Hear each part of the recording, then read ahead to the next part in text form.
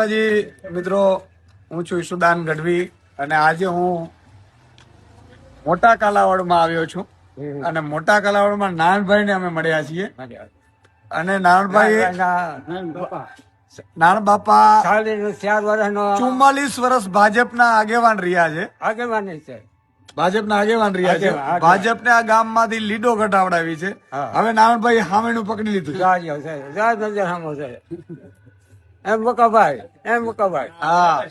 નારણભાઈએ હાવણનું પકડી લીધું. નારણભાઈએ નક્કી કર્યું છે હવે ભાજપ થી થાકી ગયા છે.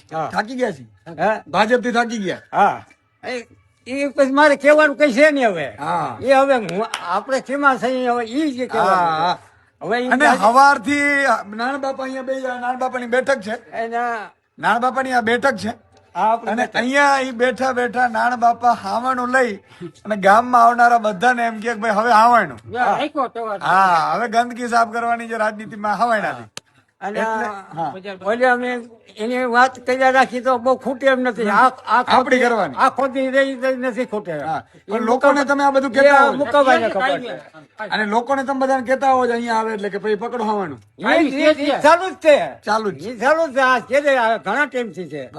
તો હું દરેક ગામડામાં ઝાપામાં બેઠેલા વડીલને વિનંતી કરું છું કે નાણ બાપા 44 વર્ષ પછી હાવણું પકડ્યું છે તો તમે પણ હાવણું પકડો ને હાવણનો પ્રચાર કરો.